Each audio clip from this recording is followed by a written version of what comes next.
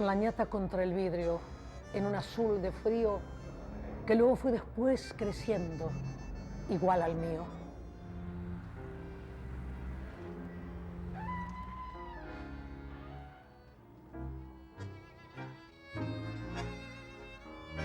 En tu mezcla milagrosa de sabiondos y suicidas, yo aprendí filosofía, dados, timba y la poesía cruel de no pensar más en mí. Con estos versos, Enrique Santos Discépolo creo que nos descubre un poco su sentir por lo que era y siguen siendo los cafés.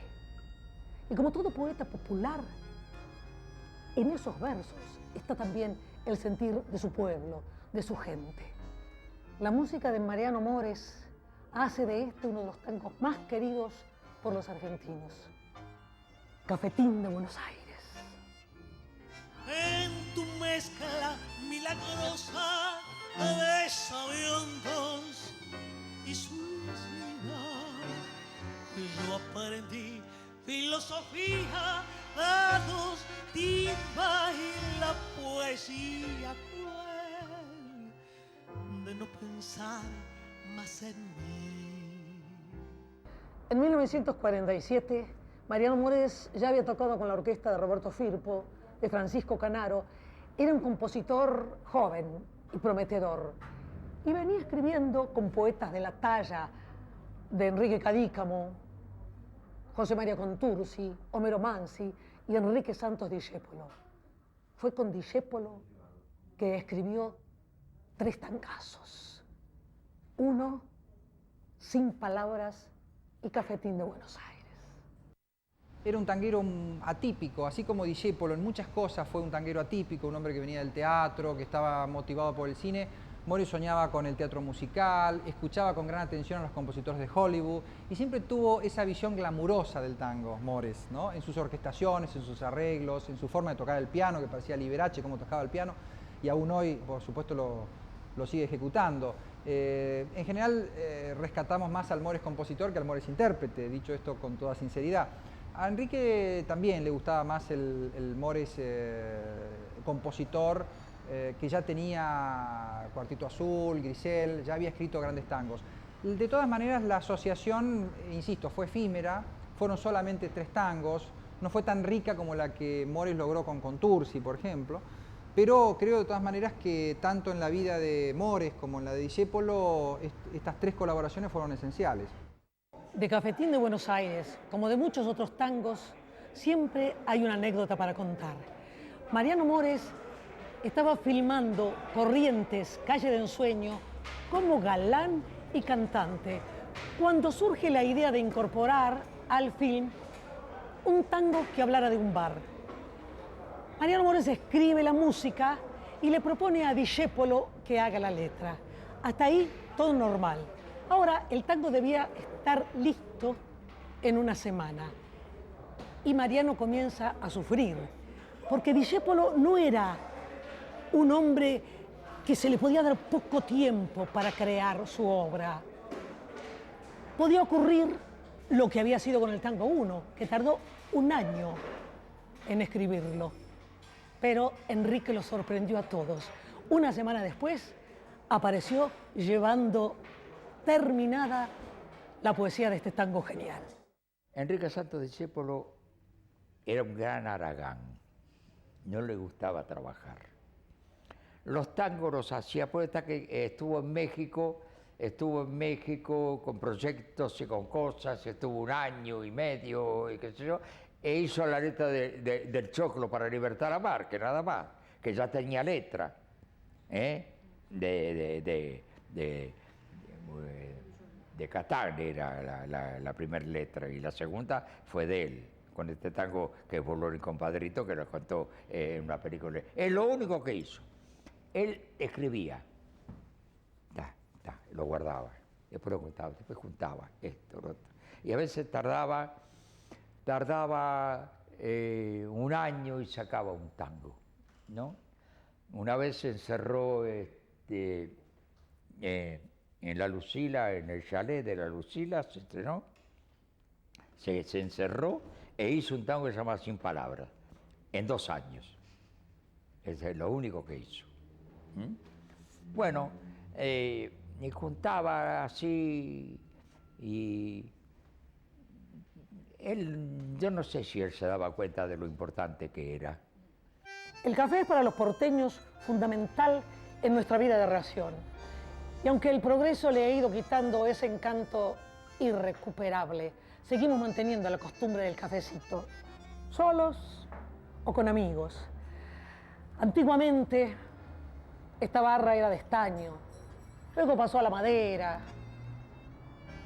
a la fórmica, el acrílico y las luces ultramodernas. Todo eso no han podido quitarnos eso de café de por medio, reunirnos con quienes necesitamos cerca.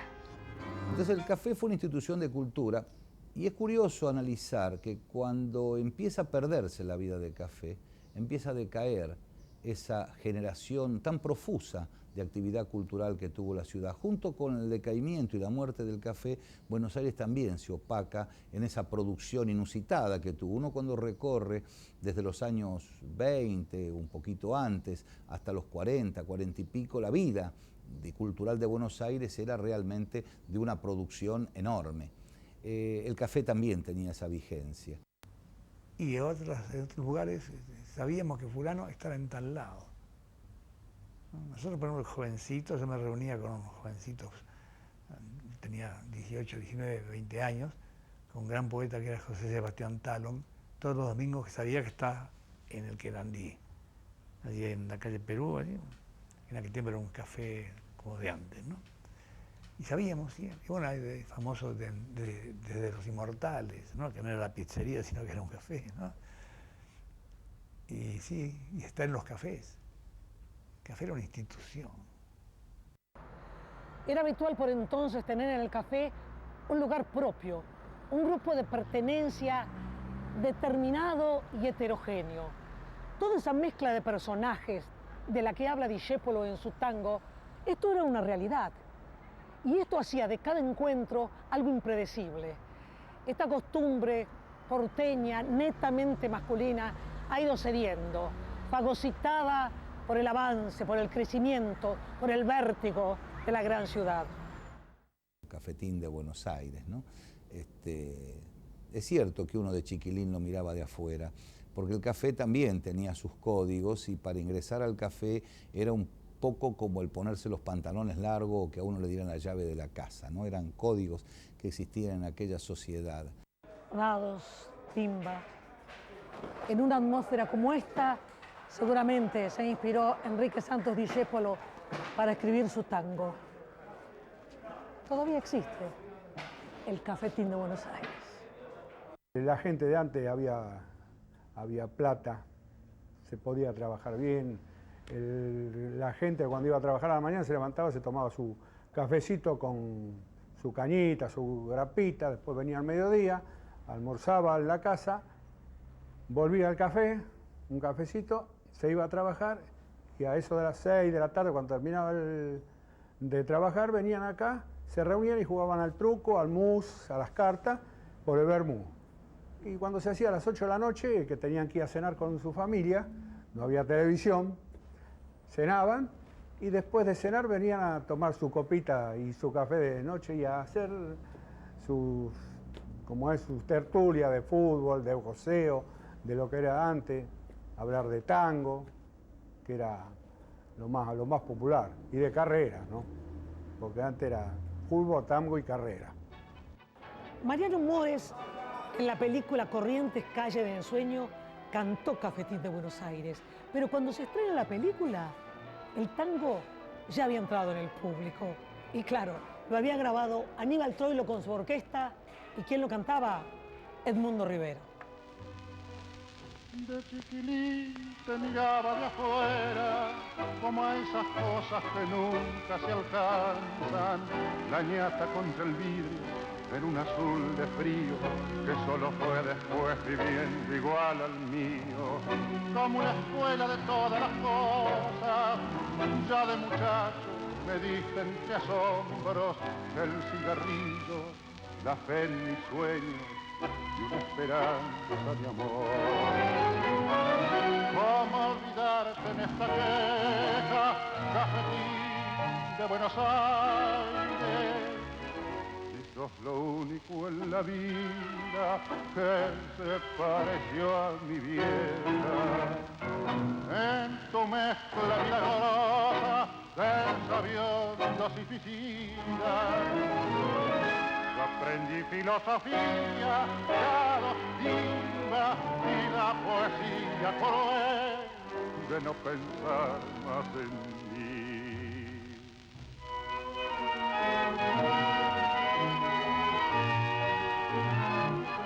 Cafetín de Buenos Aires fue el último tango que Enrique Santos Discépolo escribió y terminó.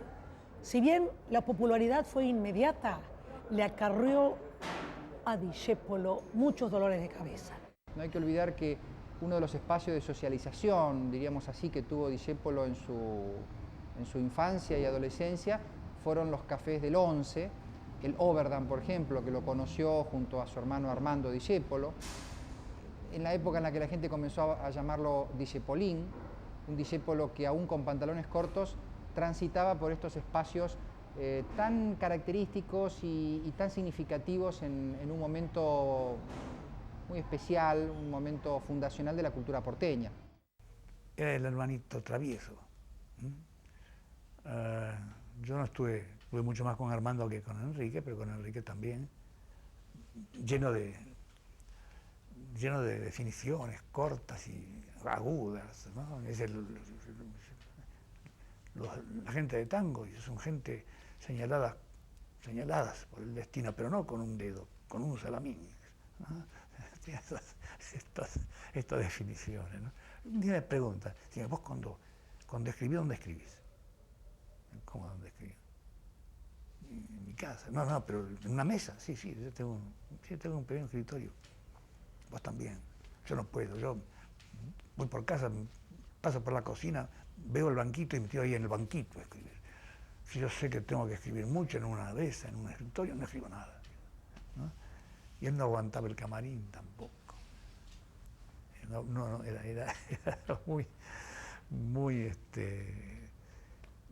muy libre por dentro. Por eso cuando le pasó lo que le pasó, perdió la libertad. Yo soy el bandido.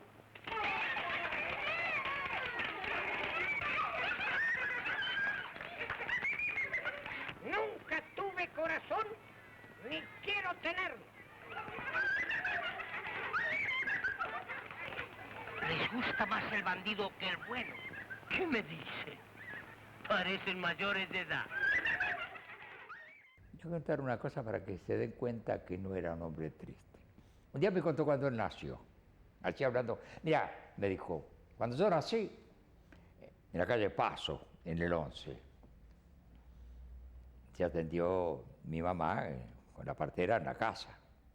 Era común que la matrona fuera a las casas. Y que cuando se escuchó el guau, guau, guau, que yo lloraba, entró mi padre. Entonces mi padre se dirigió a mi mamá y le dijo, ¿cómo estás, querida? Estoy bien, estoy bien. Y ahí dice que mi papá reparó en la partera y le dijo, "Uy, perdón, ¿cómo está? Está todo bien, señor Discépolo, está bien". Y dice, bueno, ¿cuánto le debo? Y dice que la partera le dijo, nada, señor, ¿qué le voy a cobrar por esto? No, él se tomaba el pelo a sí mismo.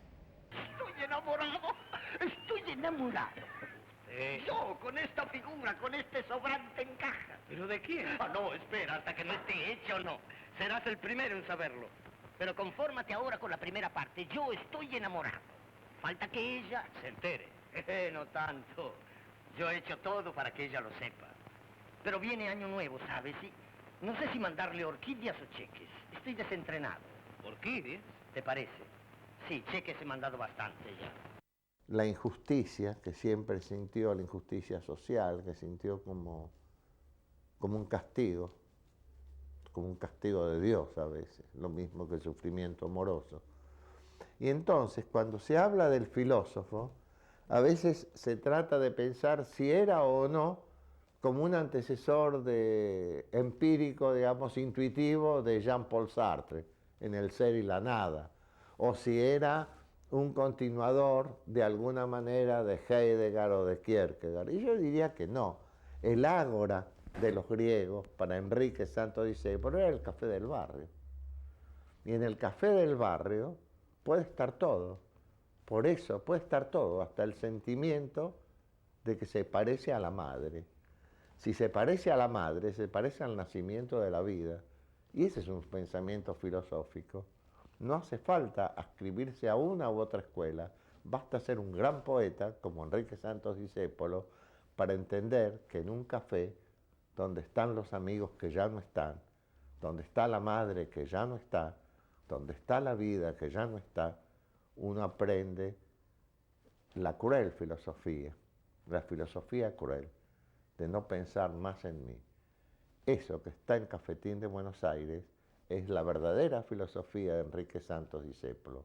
No es ni pesimista ni optimista, es existencial, pero existencial y profundo, como lo fue Miguel de Unamuno en España, Enrique Santos Discépolo en la Argentina y en el mundo.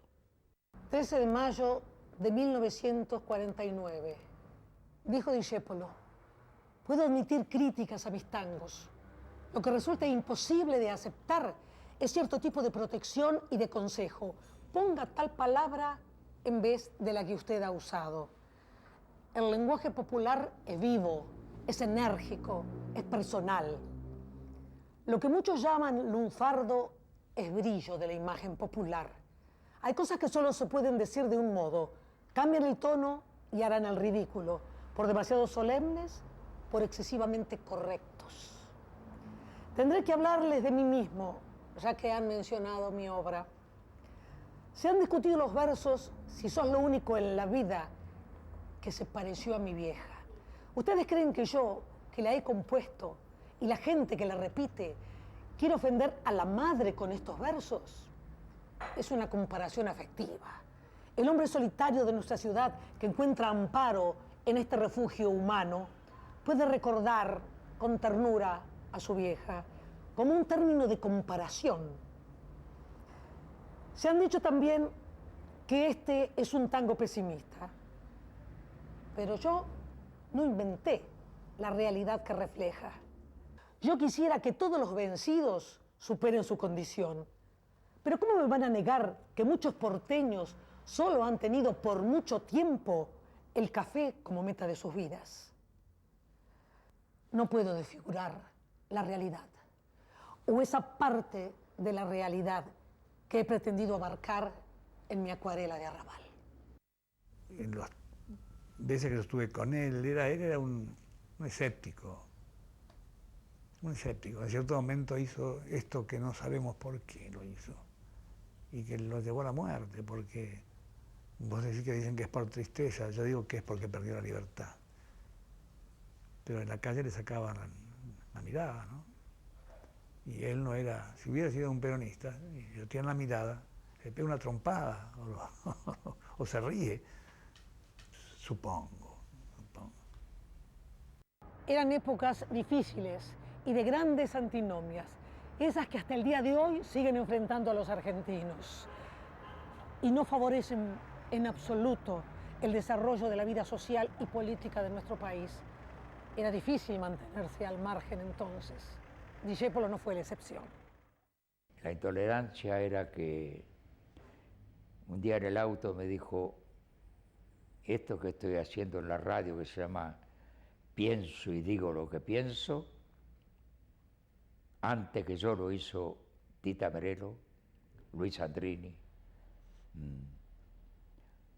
yo lo hizo Muiño, Lola Membrives, lo hizo todo. A nadie le dijeron nada. Y ahora porque lo hago yo, todo el mundo está en contra mío. La gente dice, ¿pero que él lo escribía? No, no es verdad que él lo escribiera. Él contestó algunas cartas ofensivas que no le pudimos parar, ¿no? Lo escribía Julio Porter y Abel Santa Cruz. Bueno, porque la gente que no sabe o no quiere saber. En el tiempo del peronismo, yo no entro a pensar, a decir si es bueno o malo. Había un señor que se llamaba Apol, Raúl Alejandro Apol, que era más peligroso que López Reguera porque era más inteligente que López Reguera. Y él se tuvo que ir del país en ese tiempo, se tuvo que ir a Amadori, que era amigo de él. María Rosa Gallo, Petrone, María Banner, no sé cuántos se tuvieron que ir en tiempo de Perón. Si Enrique hubiera tenido que decir que no hacía esa audición, se hubiera tenido que ir del país. Y la gente que no sabe dice, sí, pero con los derechos de autor, ¿qué derechos de autor? Raúl Alejandro Apol daba orden y no se tocaba ningún tango de Discépolo y del exterior no venía un solo centavo y Enrique Santos Discépolo, que ganó siempre mucha plata pero que nunca tuvo plata, se hubiera muerto de hambre. O sea, pero él no se podía ir a México, no se podía ir del país. Discépolo, ese hombre que observó la realidad con mirada implacable y ocurrente ironía, nos muestra en este tango al poeta nostálgico, de la mirada tierna. Recuerda a su madre y a los afectos que quedaron en el pasado.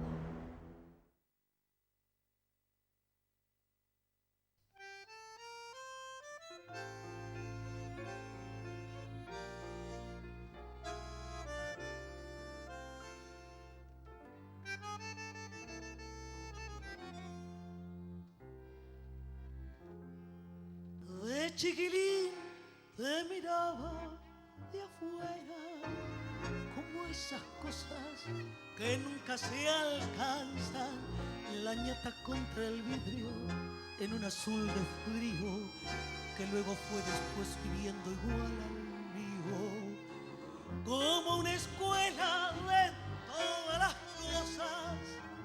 Ya de muchacho me distente de asombro, el cigarrillo, la fe en mis sueños y una esperanza de amor.